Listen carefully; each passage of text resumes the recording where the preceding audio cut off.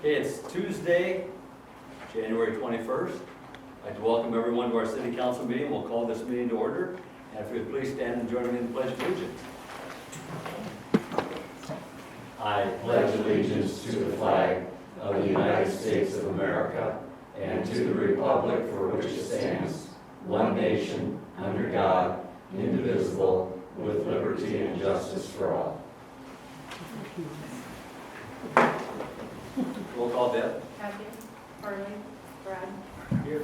Rodney, Here. Jessica. Here. Don. Here. Entertain a motion to approve today's agenda. Second. A motion from Brad, second from Don. Any discussion? Vote please, Deb. Brad, Yes. Rodney, Yes. Jessica. Yes. Don. Yes. Motion carried. Across the mayor's desk, I want to thank Brennan Kajewski. He's our videographer this evening.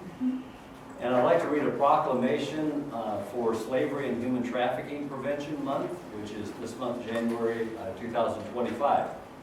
Whereas the United States was founded upon the principle that all people are created with the inalienable right to freedom, and added the 13th Amendment to the Constitution, making slavery illegal.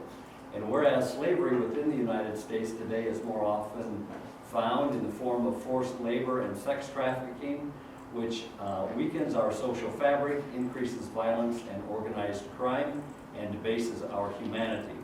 And whereas this heinous crime is found within our own community, and whereas the Iowa Network Against Human Trafficking and Slavery has been working since 2005 to abolish all forms of human trafficking through education, prevention, volunteerism, advocacy, and collaboration. And whereas the American Association of University Women, through its continuing long-term commitment to this issue, is actively pursuing human trafficking prevention, education, visibility, and advocacy to better inform Iowa citizens. And whereas, even though awareness of this crime is growing, human trafficking continues to go unreported due to its isolating nature, the misunderstanding of its definition, and the lack of awareness about its indicators. Whereas every business, community organization, faith community, family, and individual can make a difference by choosing products that are not made by forced labor, by working to protect our young people from sexual exploitation, by addressing the problem of internet sex trafficking and pornography, and by becoming more aware of the problem and possible solutions. Now therefore, I, Rick Murphy, Mayor of the City of Algona, do hereby proclaim the month of January 2025 as Slavery and Human Trafficking Prevention Month, and encourage all of our citizens to become more informed of this growing problem, to be vigilant and report suspicious activity, and to work towards solutions to end trafficking in all its forms in our community. So yes, very, very much an activity that we need to be more informed of and aware of. And thank you, Nettie, and your group for all that you're doing. And we do have some brochures that are available here in Spanish and also in English. And if they could take them to their businesses or wherever, Okay. All right. churches, etc., that'd be great. Okay. Thank you And very we much. have more. We have more of those if you do take them Okay. to And more are available. So, more available. So Okay. yeah, we thank you you bet. for Thanks. supporting proclamation. Yes. Thank Yeah. you. Thank you. Council have anything that they would like to share? Okay, hearing none, we'll move to the update from the city administrator. Just a few announcements regarding our rec programs. So we have youth basketball for 5th and 6th grade boys and girls. That will be beginning in February, running through March. Registration deadline for that is January 26th. The Indoor Pickleball League held on Wednesday night from 6:30 to 8:30 p.m. at the Old Lane Gym. We'll be having this next session or season beginning February 5th and running through March 26th. The signs for that is open. Family Dodgeball Night, that is still going on Mondays at Woody Lane Gyms at 7. The remaining dates include February 3rd, February 17th, March 3rd, 17th, and 31st. And then the snow sculpture contest, we thought maybe we should cancel it because we might get snow. But it's been an annual thing, so if we do get any, we'll still have that, but I'm not optimistic. That's all I have to share. Lots going on there, so thank you. We'll move to agenda item number 7. This is the citizens' opportunity to address the council with any item that's not on the agenda. Not seeing anyone that would like to speak this evening. We'll move to the consent agenda, and that includes approving the minutes from our January 6th work session and our regular city council meeting, approve the bills to be paid this cycle, approve the department reports, as well as approve the minutes from the various boards and commissions that have met. Motion to approve. Second. I have a motion from Rodney, second from Brad. Any discussion? Vote please, Deb. Brad, Yes. Rodney, Yes. Jessica. Yes. Don. Yes. Motion carried. We'll move to new business agenda item number 9. This is the third reading of an ordinance amending the zoning classification of East Spruce Street. This ordinance would amend the zoning classification of the lot outlined there on Spruce Street, just west of Finn Drive, from its current zoning of multifamily to RS60 single family. So that way the setback of the proposed single family home to be built there will align with the other homes to the west of it. We have not received any comments on the proposed ordinance. Okay. Make a motion to waive the third reading. Second. We have a motion and a second to waive the third reading. Any discussion? Vote please, Deb. Brad, Yes. Rodney. Yes. Jessica. Yes. Don. Yes. Motion carried. Motion to approve the third reading. Second. A motion and a second to approve the third reading. Any discussion? Hearing none, vote please, Deb. Brad, Yes. Rodney, Yes. Jessica. Yes. Don. Yes. Motion carried. Motion to adopt. Second. Motion and a second to adopt this ordinance. Any discussion? Vote please, Deb. Brad, Yes. Rodney. Yes. Jessica. Yes. Don. Yes. Motion carried. Agenda item number 10 pertains to the hotel motel tax reports. We have representatives from the POW Museum and the Chamber here. Good evening. I'm Adrienne Peterson, I'm the Executive Director at the Chamber. I'm familiar with most of you. If I haven't talked to you, I'd love to talk to you, Brad. But anyway, I'm here to talk about the hotel motel tax revenue. That is currently 15% of the Chamber's income, and that is a substantial amount when you talk about what our funding is, and I just want to talk about how appreciative we are for that funding. I have talked to Jacob about giving you guys more of a detailed report, and that will come in the following years. I took a minute to go through our QuickBooks in the past year, and rough estimates for you guys. We spend the majority of this money on our advertising. So our annual year is January to December. I know that's not the city year, so in 2024 we received $42,265. Over $12,000 of that just goes to advertising. That's for our programs and our events we have through the city, with the city, and we do those all as for our public events. Those are not just the member-only events that we use that money for. It's all of the public events. And then Band Day, which brings in about roughly 5,300 people, is our number. From 2024, we spent about $3,000 on that. That's our trophies, the judges that we have during the Band Day parade, porta potties, printing, that sort of thing.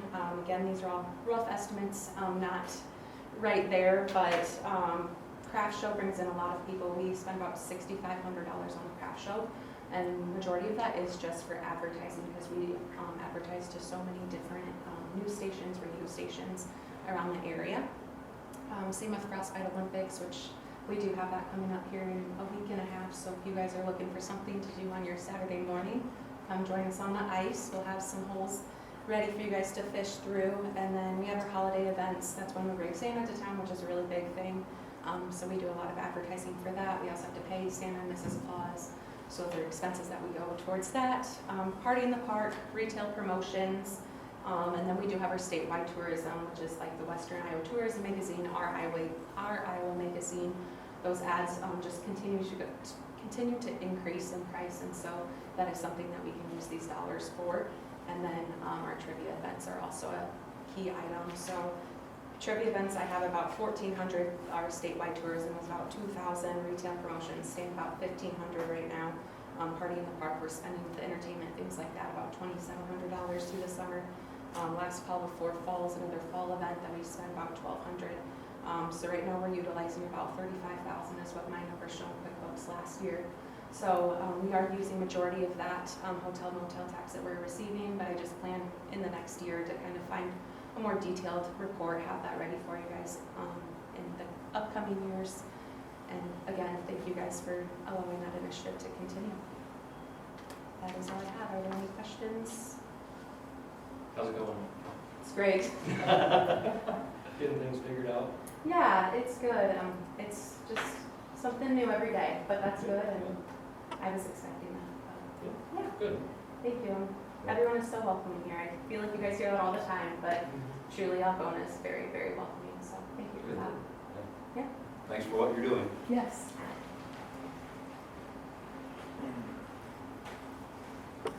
Good evening. I'm Mark Davis, and here representing the Camp Algona POW Museum Board.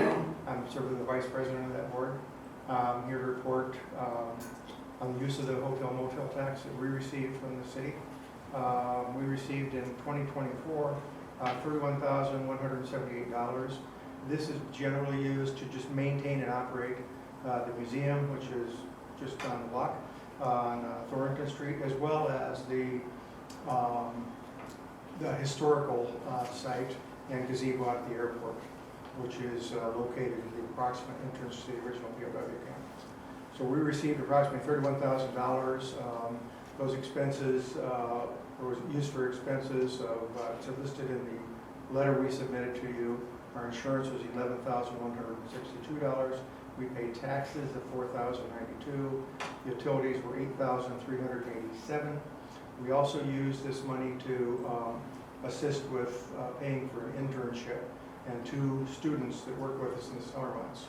That allows us to keep our doors open not only on weekends, but on the weekdays during the summer months of June, July, and August, which is a big time for us.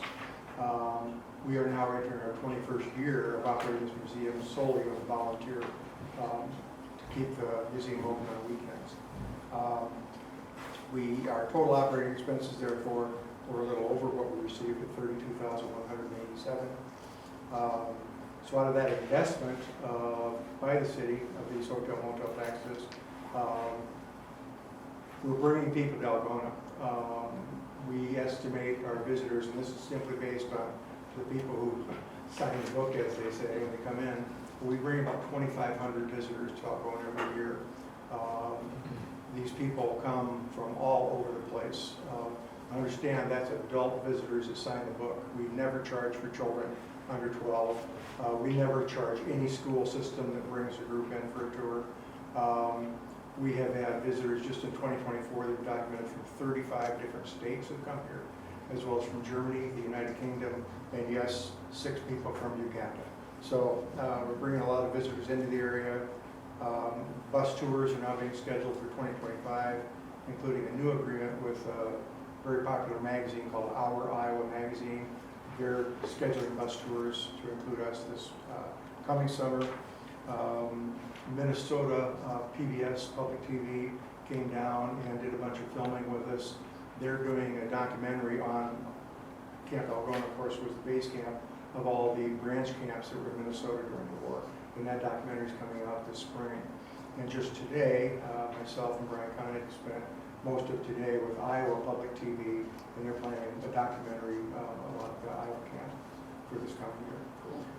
So as most of you are aware, we did a major expansion. The hotel tax money did not go for that. That was a very generous gift from us. But we expanded our museum with 1,500 new feet of display area. All new men's, women's, and family bathrooms were put in, plus a 400 square foot fireproof storage area for our irreplaceable artifacts that we can store in there, as well as a meeting room. And that fireproof storage space also is going to serve as any tornado shelter, God forbid we would ever do that. So again, the hotel motel tax that we receive from the city has been used basically to keep our doors open. That's the basis of our income for that. And we feel we're doing a lot for the city, bringing a lot of visitors here, literally from all over the country. So I thank you for your support, and if you have any questions, I'll be glad to try to answer them. Thank you very much. You bet. Thank you.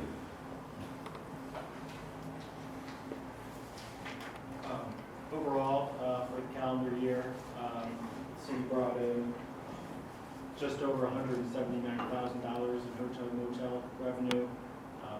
The state changed a little bit the distribution of how they do that now. We used to receive quarterly payments in mid-year. They switched to now monthly payments. So some of it is we do the numbers might seem a little bit off.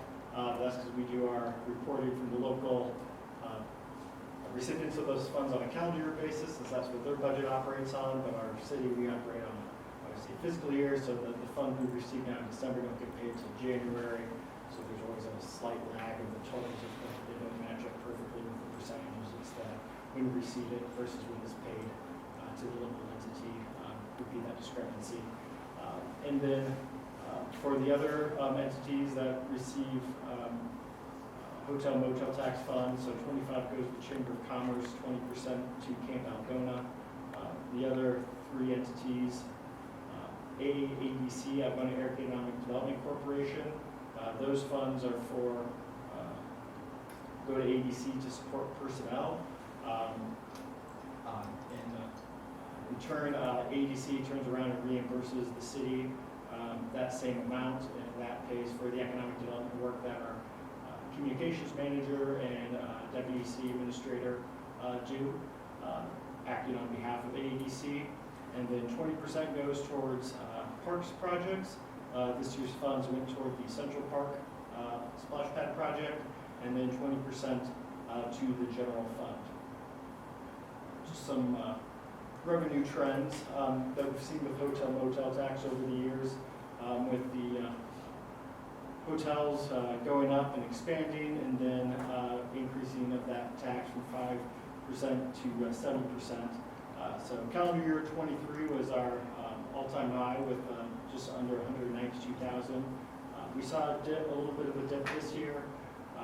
Not exactly sure why, but a lot of times you'll see some variation just in kind of the months or the quarters based on if there's a large construction project going on nearby, or kind of the level of interest for different events, things like that going on in the region.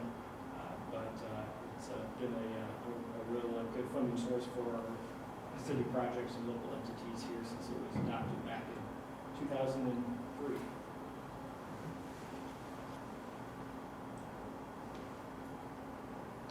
Very good, all right, thank you. We move to agenda item number 11, and this is a resolution involving repayment of a revolving loan fund loan. Teresa Hamilton, doing business as a Hamilton Bank Care, has repaid the small business RLF loan that she has. So this resolution acknowledges that and then authorizes the release of the real estate mortgages to secure the loan. Motion to approve resolution. Second. Motion from Rodney, second from Brad. Any discussion? Roll please, Deb. Brad? Yes. Rodney? Yes. Jessica? Yes. Don? Yes. Motion carried, and thank you for that repayment of the loan. Agenda item number 12 is a resolution approving an agreement for consulting services for the airport. Yeah, last November, I was notified by the FAA that our 5-year consulting contract with Bolton and Mink had expired. Back in 18, we started with CGA, then we terminated that contract from Bolton and Mink. They assumed the remainder of the consulting contract. So I put the notice of statement of qualifications out on the Iowa League of Cities website. We received one RFQ, and that was from Bolton and Mink. And this resolution will approve a 5-year consulting agreement that's attached with Bolton and Mink. Joe's here if you have any questions. We are required to have a contract with a consultant in order to get FAA and state grants for airport improvements.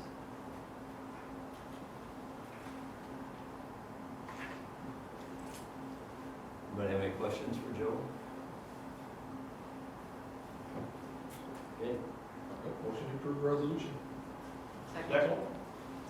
motion from Rodney, second from Jessica. Any discussion? Vote please, Deb. Rodney? Yes. Rodney? Yes. Jessica? Yes. John? Yes. Motion carried. Thank you, Joe, for being here. Thank you. Agenda item number 13 is to approve a pay application. This pay application, number 8, on the wastewater treatment project from New Brook Construction in the amount of $600,308.80. It is for work and materials installed and acquired in December. That frigid cold, taking the last, I think, these couple days off, but I know they're still pouring some of the walls for the oxidation ditch last week, and then just as the weather is conducive, they're continuing to work a little bit slower, but working through the winter, and then we'll get real busy again here in the spring. And we think they're on schedule and everything as far as we know, and Yep. everything. Move to approve pay app number 8. Second. We have a motion from Don, second from Jessica. Any discussion? Vote please, Deb. Brad? Yes. Rodney? Yes. Jessica? Yes. John? Yes. Motion carried. Agenda item number 14 concerns the 2025 ash tree removal. Every year we go out for bid for taking bids, I should say, for removal of a certain number of ash trees. The last 2 years we've done this, we've had some conflicts when we went to award the bid. So Jacob and I thought it would be best for you guys to approve the notice to bidders before we go out to bid. The concerns that were addressed last year, the concerns that they had last year have been addressed in this notice to bidders. We've got a lump sum amount of approximate DBH, which is diameter, breast height. We're also saying, we want a price per DBH, so if we add or remove trees, depending on where the bids come in, we'll know what's going on there also. So the project will be awarded based on the total lump sum amount put in there, and then we put in a reminder checklist with the completed bid form to provide documentation of their contractor registration, certificate of their liability, workers' comp, and other insurance. So overall, it is, we've got 89 ash trees identified for removal.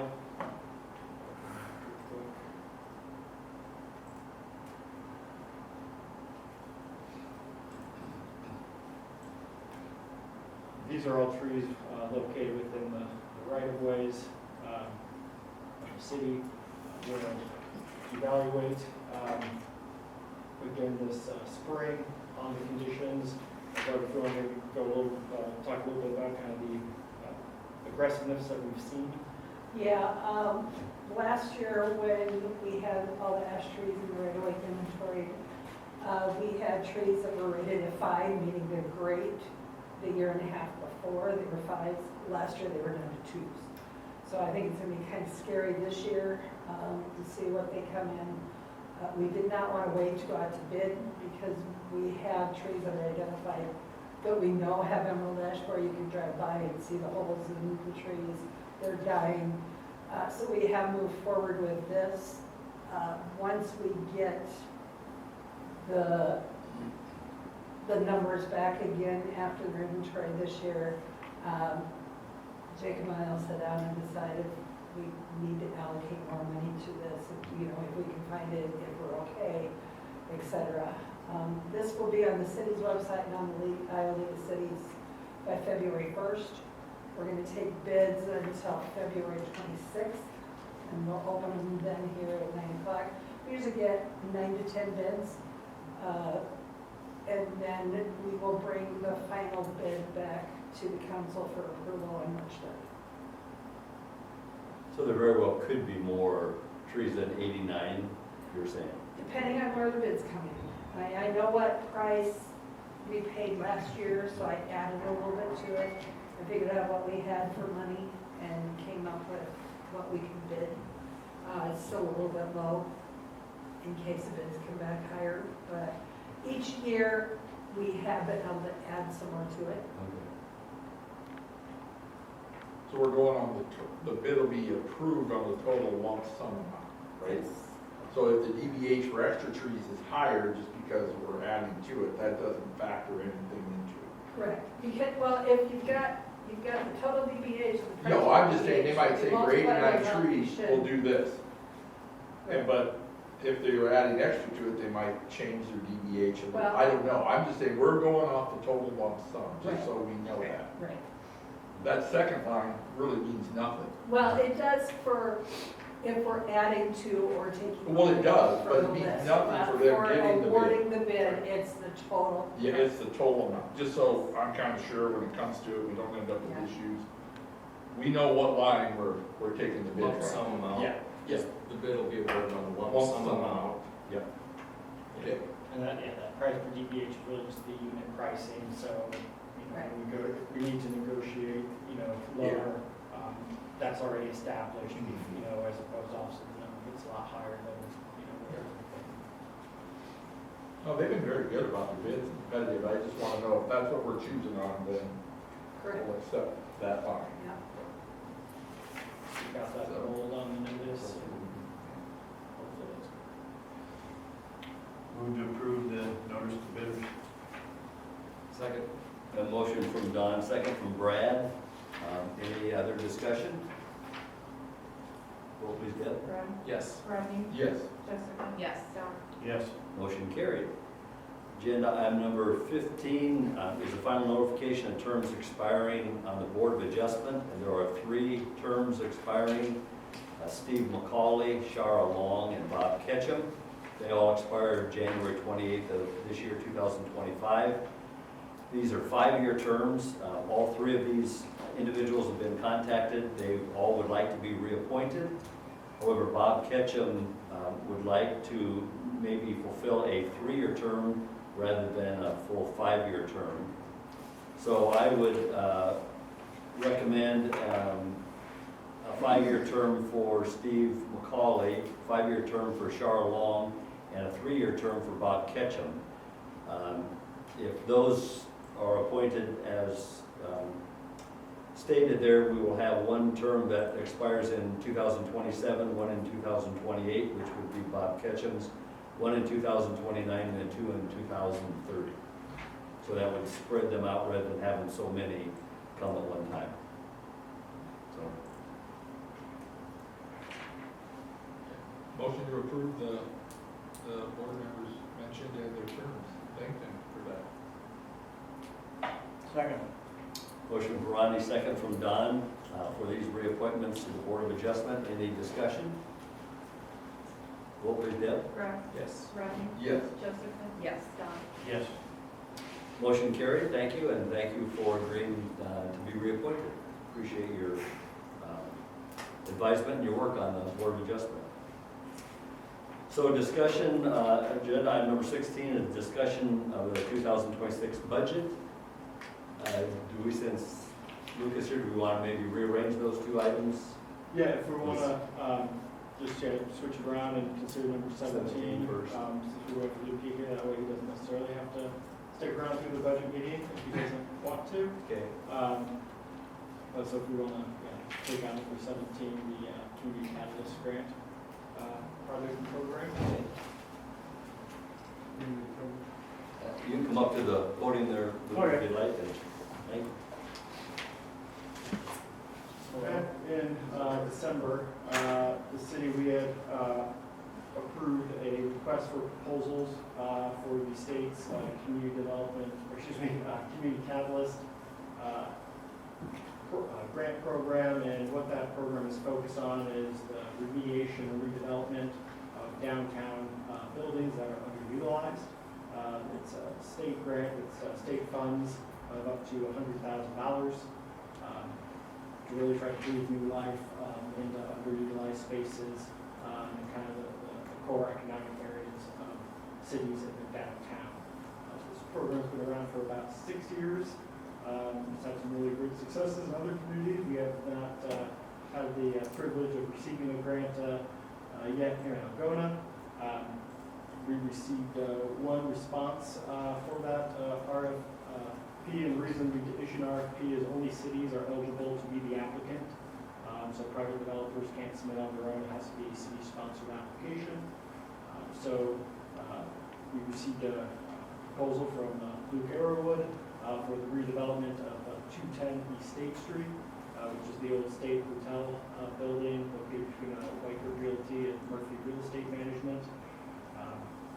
And so kind of what we're looking at tonight is going over the proposed project, authorizing or selecting the applicant, authorizing the submission of that, and then something for discussion will be local funding support for the project. That is a requirement for the grants to be considered by the state. And so that, something that can be finalized once a final application is submitted if we're invited to apply. So the timeline on this would be submitting a preliminary application by January 30th. Those would be reviewed, and if eligible, we would be invited to submit a full application. Those would be due mid-April. And so some of the details, scope, those things we expect to change, between that preliminary application, that final application, as kind of additional design and vetting and work is done. So what the city might fit in for exactly how much money and in what form, might tweak a little bit between now and then if we're invited to apply. But for the three applications, we do want to have at least some city commitment. Eventually, if it is invited to apply or awarded, that we've got skin in the game. So on the resolution awarding the project or selecting the project, we've got a blank in there right now, and what that would be, but it'd be a combination of one or the following: property tax abatement, tax instrument financing, low interest loan, economic development grants, development agreement, or other tools permitted under Iowa code that would be used to support redevelopment of commercial properties. So with that, I will let Luke speak about his project and the vision he has for the property. So the vision I have for the property, it's currently dilapidated. It's kind of falling apart. There's holes in the ceilings. I don't know if you have the pictures on there, but the storefront's really outdated. My vision with it is that I would continue to provide my personal training services out of the building, and bring new amenities kind of to the Algona area. Starting with the storefront on the east side of the building would house West River Meats. They not only will be providing high quality beef and pork products, but we'll also be supporting our local area farmers, because he is the only true butcher shop in Iowa, which means he can take a local beef, and then sell it to you individually packaged. So I feel like that would be a huge benefit to the Algona community. In the rear west portion of the building, we would transform it into a 600 to 500 square foot studio apartment that would kind of set us up in the future for when we renovate the upstairs into apartments. And then the remainder of the upstairs will be utilized for group fitness activities.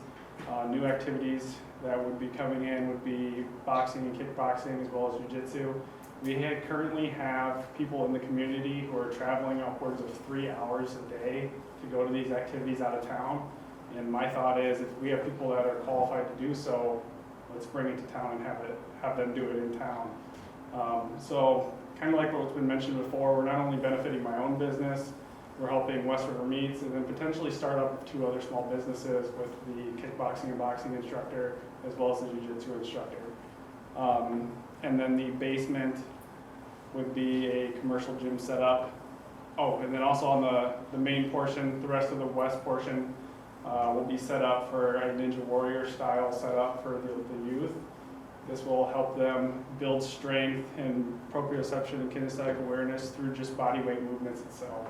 So I feel like it is a great opportunity for our community, because we don't have much for our youth year round, right? Especially those younger ages of like 6 to 10. So this would benefit them.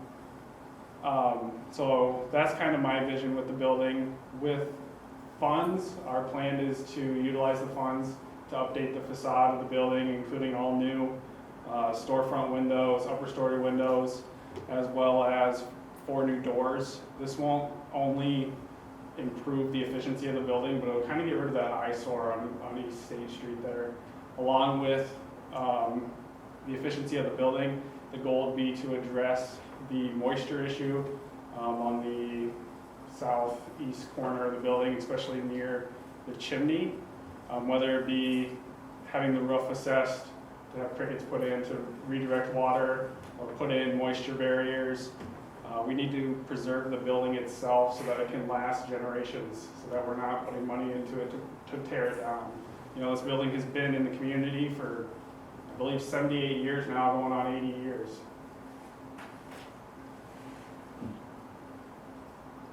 How many apartments?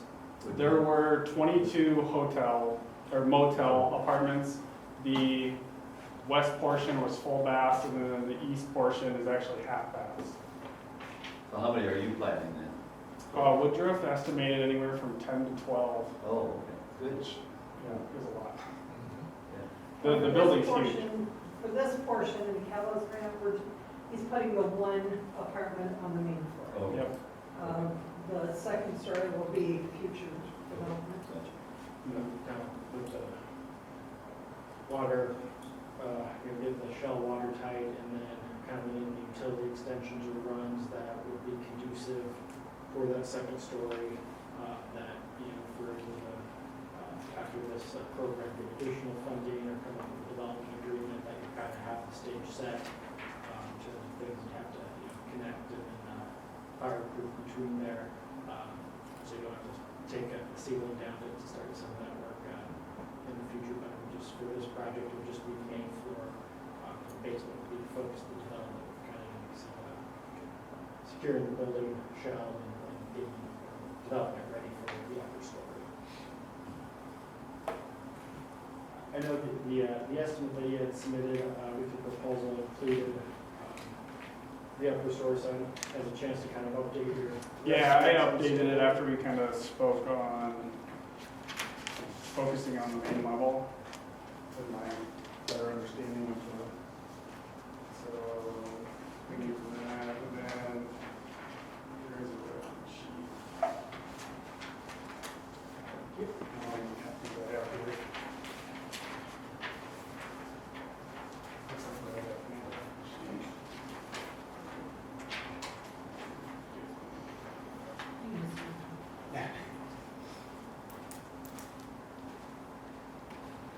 And a lot of those estimates came from a budget that Woodruff put together.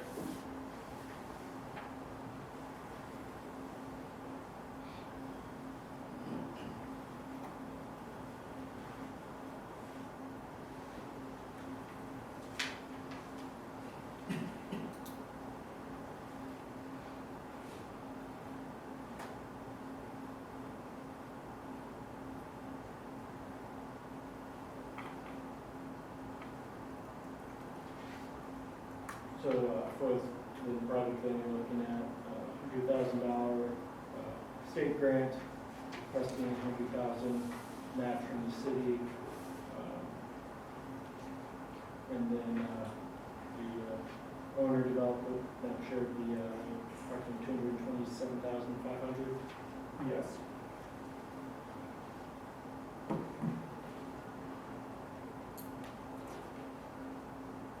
Would parking be an issue? Just think about that. That has been a question before. I believe it won't be because there is that open lot that is about a block away, less than a half block away. And really during the day, the street is kind of full of employee parking, but we have, the side streets are usually open. I know that free open lot is never full.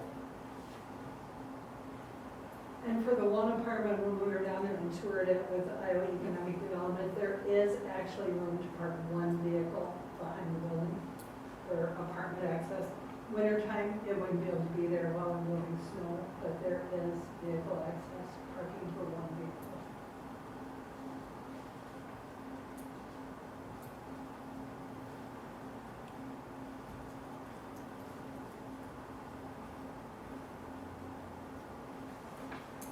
So for the pre-application, one of the scoring criteria on that is basically that documentation of local public dollars in the game. So I think we certainly want to approve a amount tonight, something I hadn't thought of until we were in this meeting, as we're having a special council meeting later this month for the budget before the applications are due. So if you kind of want a little bit more detail before finalizing that number, we want to know more before we make a full $100,000 commitment. We can at least identify basically the minimum amount we contribute to the project. If you want more information before making that final decision.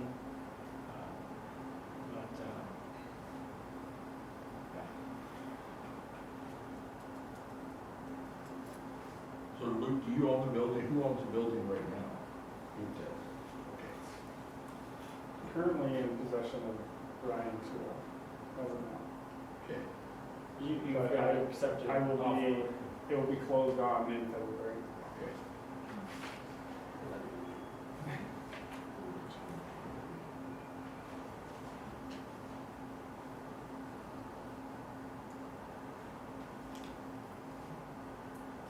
So are you asking the council then for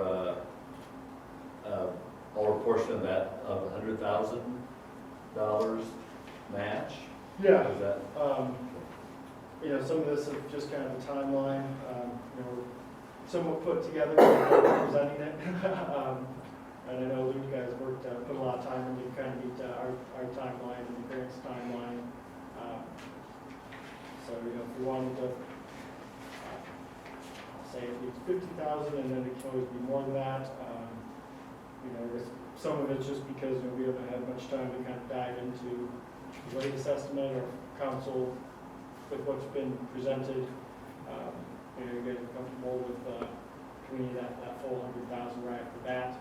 There's not a minimum local amount that has to be provided, but a decent amount, I guess, would have to be provided, and some of that could really kind of be fleshed out between the preliminary application and the full application. Give a bit more exactly what's being done. So we'd just be voting for the match if the grant was approved. Correct. Yeah. So that they know that yeah. we're. So the pre-applications are due January 30th. We had back in 2019 submitted a pre-application for the Carnegie Center for the Arts.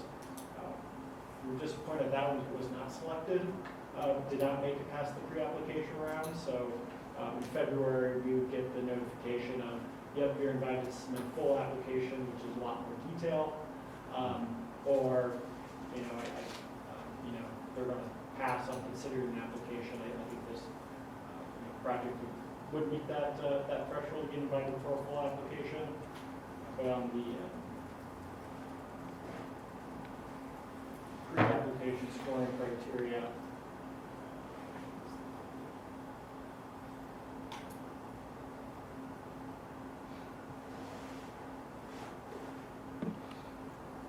this is the kind of key that we're looking at. And as Jacob said before, that $100,000 is not just cash coming out of the budget. We can use tax abatement, TIF, low interest loans, all kinds of things to come up with that $100,000. It's not just handing over $100,000 and say, here you go. And the kind of form that I would take would ultimately kind of depend on negotiated development agreement on the kind of business plan, perform on the financing, does you kind of below market loans, do those help more, or do a TIF rebate, over a lot longer period. Some of that really just, got different tools we can use, it's what's kind of best for the project that we put together. So that's why that resolution identifies a variety of different roads. Yeah, I think it's a great idea. I'm glad that the local individual moving forward with this project, not somebody from outside of our community, and really wanted to see it shore up. And yeah, we definitely need more projects like this to continue to shore up some of the buildings in the downtown Algonquin area. And so, And I think that building's been vacant for at least a Yeah. decade. I know my entire time here at the city has been.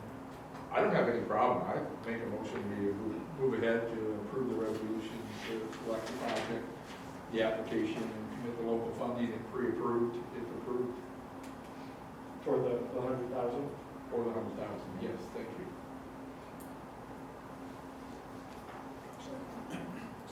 Second. Get a little more positive, you know? Okay. Okay, we have a motion and a second. Any other discussion? Thanks for working on this. Yes, This is thank you. a great Yeah, project.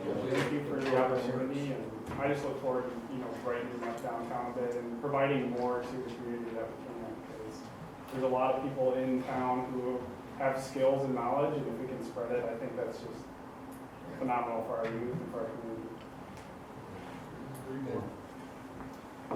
If we need to vote, we did. We have a motion and a second. Yes. Rodney? Yeah. Jessica? Yes. Yes. Motion carried. Thank you. Thank you. Appreciate it. Thank you. Good luck. Okay, we'll revert back to agenda item number 16, discussion of the 2026 fiscal year budget. First, I gave you a handout of this, but just kind of wanted to give you an update on a reminder of where we're at for our schedule. So after tonight's meeting, we plan to have on the fourth Monday of the month, special council meetings on January 27th and January 24th to go through kind of the department-specific budgets. So we'll start that next Monday. Those will be at 5 o'clock. And then that fourth meeting in Monday in February, if needed, we'll still have that. But imagine by that time we'll be through all the department budgets and we'll just kind of filing up or finishing the outstanding items. For the big then kind of deadline then is March 3rd. That's when we'll need to finalize our maximum property tax rates. So focused on really the expenditures, where those are going to be coming from. Those are due to the county into the date on March 5th. This will be the second year of a notice that will go out to all the residents, including the county, the school district, and the city's proposed maximum property tax levies, and then notice of the public hearing. We'll have a kind of a little lull in there, March 17th council meeting to addressing outstanding items. And then on April 7th, that's a date of a regular council meeting, but we'll need to hold a special council meeting for the property tax hearing. That has to be held as a separate and distinct meeting from our regular meeting. And that will be for the notice sent out by the county. So that'll be at 4. And then during the regular meeting on April 7th, we would set the budget, or the public hearing on the actual budget, get that published, and then on the final council meeting in April, hold the budget public hearing and adopt the FY '26 budget. So, some of you have been around for a while, you may have like, oh gosh, January was really busy in budget. This year, last year we could have done it, but we were still a little new to the new timeline, but with now more or less kind of what the state has put out with kind of some of the rates, instead of trying to get a budget adopted mid-March, they used to be due by the end of March, now they're due at the April, so that's why we're a month later than what we typically would have.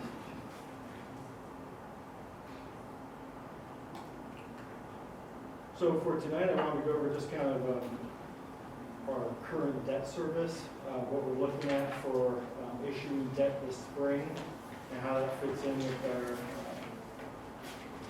26 budget and kind of long-term financing plans. First thing I'll go over is just a review of our existing debt.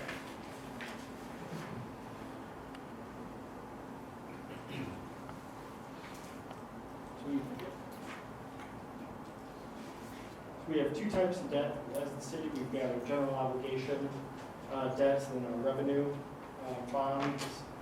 So those are for the sewer project, which distinguishes those. Those are all payable by the utility, whereas general obligation GO bonds, those are ultimately backed by the city's ability to impose property taxes. You don't necessarily have to be paid by property taxes, but that's ultimately the security on that debt. So it's typically a little bit better rate.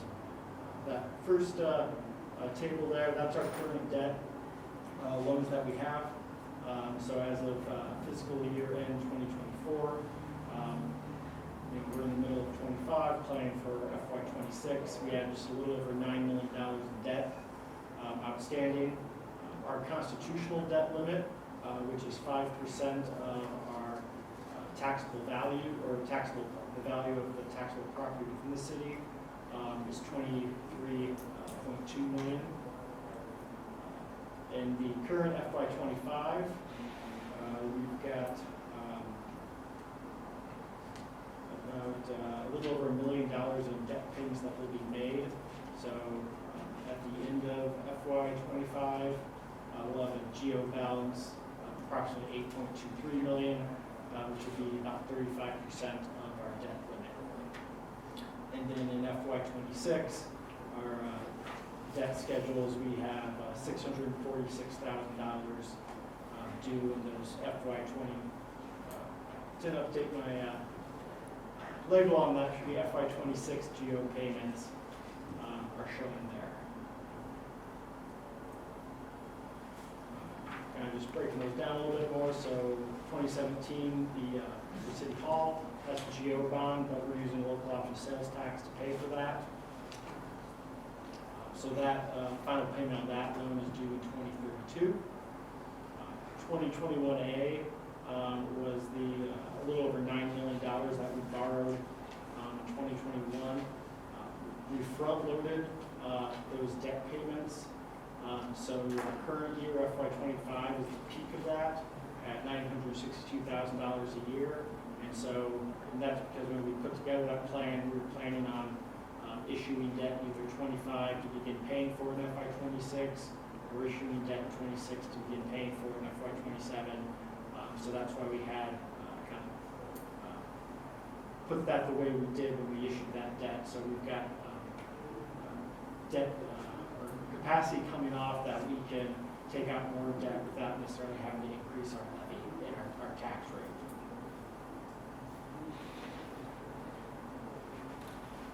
So for the 2021A, the funding sources for those is going to be through TIF, and that's for the share of Snap-on Drive and Thin Drive that we borrowed for, stormwater utility paying a fraction of some of the stormwater improvements, and then our debt service levy. So from FY25 to 26, what's going to be paid out the debt service levy, we're seeing that decrease of $358,000. So that's that difference that we're looking at, that the new debt we would incur would be taking up that space to that from our current levy. The other kind of debt that we have outstanding is in 2021 we refinanced the 2019 loan that we had to purchase the Keep Industrial Park. So we got a 2.2% interest rate on that. About $65,000 to $70,000 a year we pay, and that loan will finish up in 2032. And then we also have two loans through AMU's revolving loan fund. So we've got a total of one was $175,000, other one was $241,000. Those are 10-year loans at 0% interest. So when those are paid back to that RLF fund, AMU has them to make loans for businesses in the future. So it's a win-win for everyone, with a low interest rate, and then those funds can get revolved and help with economic development. So as Sue as a whole, other ball of wax, I don't do anything on that, but just kind of family one as we go into this debt conversation, just kind of point out what we're looking at. To finance that debt is really that difference difference that we're seeing with how we stack those payments that we now have coming up available in FY '26 is how we plan to pay for that debt without necessarily having to increase our debt service level. I have an error on this, apologize. So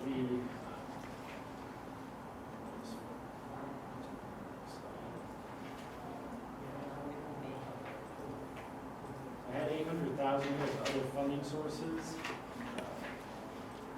Sorry.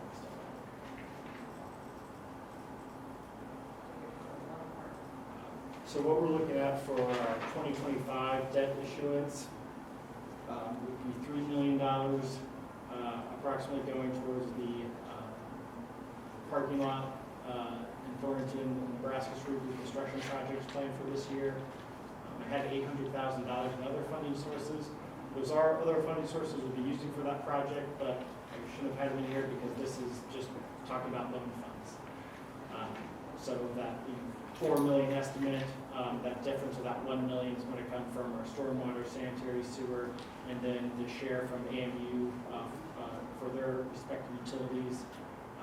We're optimistic on a $240,000 grant from the state, and then a water quality loan from the Department of Agriculture, which we can get at for $500,000 for 20 years at 0%. So we're still waiting to find out on those, but that's kind of that funding difference. We have $900,000 for the street department shop that'll be moved to North Main Street. So as a city, there's kind of limits on things we can borrow for.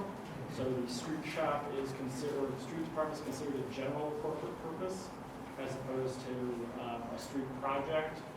Reconstructing that is considered an essential corporate purpose. So essential corporate purposes, we can more or less borrow up to what our constitutional debt limit is at council's decision. Whereas a general corporate purpose, there are limits on that before it would become subject to a reverse referendum where voters, would vote it up or down. So for the upcoming year, that threshold is $910,000.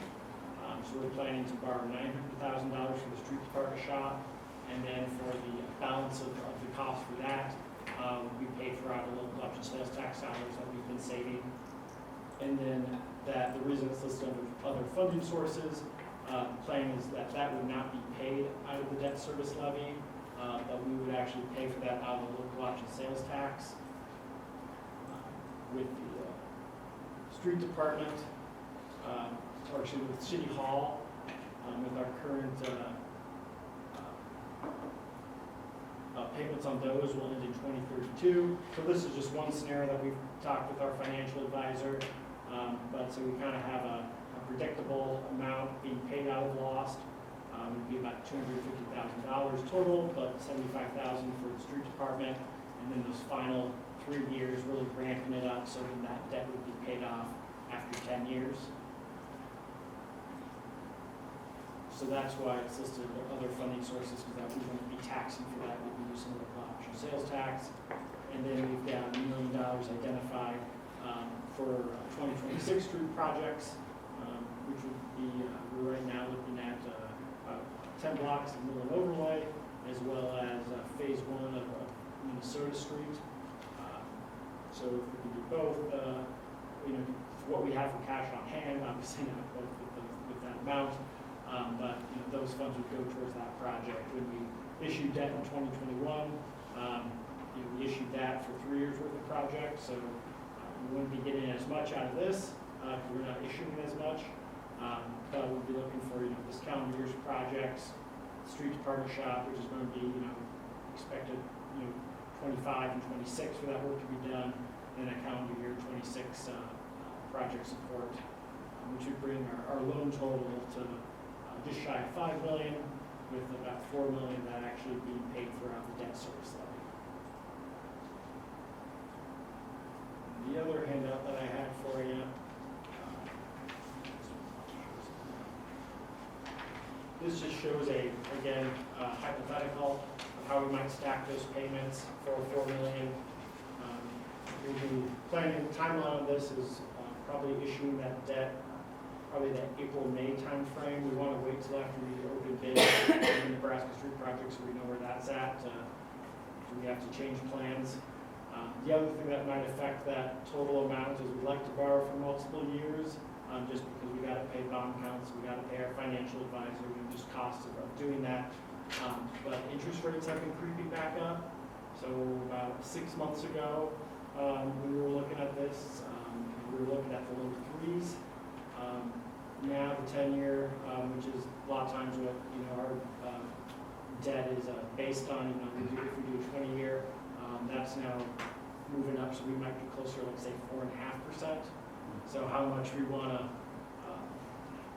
just take that cost on, and correspondingly, debt service levy will go up, or if we want to whittle that back a little bit, and then just go to reissue debt in the future and perhaps refinance what we borrowed this year if we think interest rates are going to be lower. But anyone's guessing game on what those are going to do. But it was a little, when we were planning, about 6 months ago, okay, we're here, and hopefully we'll be down even further by the time we go to actually issue. But that hasn't played out so far. We're actually about a half. So that's something we'll be talking, kind of timing that market with Suzanne, our advisor at PFM. But on this one, it shows 4% interest rate, kind of how we would stack that $4 million to be paid out of the GO debt. Again, kind of with our last, not as much, but kind of front loading those payments. This would be at 380. The approximately 360 that's coming off for debt service levy payments. So that's kind of the working plan. Suzanne will be here in person or at least by Zoom for a meeting here in the coming months as we really kind of put all these pieces together. But we want to kind of give a primer on kind of where we're at in our existing debt, what we're looking at for this upcoming year, because we're going to be talking about those projects and how we're going to fund them, just kind of what we're looking at for our financing plan for them, and how that all comes together. So with all that, I'm happy to answer any questions.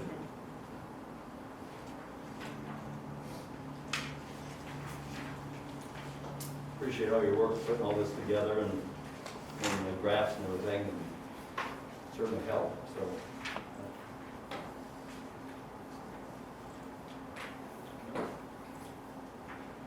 Otherwise, we'll get started on the budgets by department here next Monday. Those will be at 5. We want to kind of shoot for, keep that hour and a half. Whatever you think. Whatever. Any longer than that, we'll have to, order a pizza or something, so it's up to you. That'd be I'm fine, going yeah. to shoot for an hour. If we've got kind of a, might get long-winded, we've got that happening. Yeah, that'll work. Good. That's all I have. Anything? Okay, all right. Well, that brings us to the end of our published agenda. It is 6:06, and I would entertain a motion to adjourn today's meeting. So moved. Second. We have a motion and a second. The meeting's adjourned. Thanks, everyone. Okay.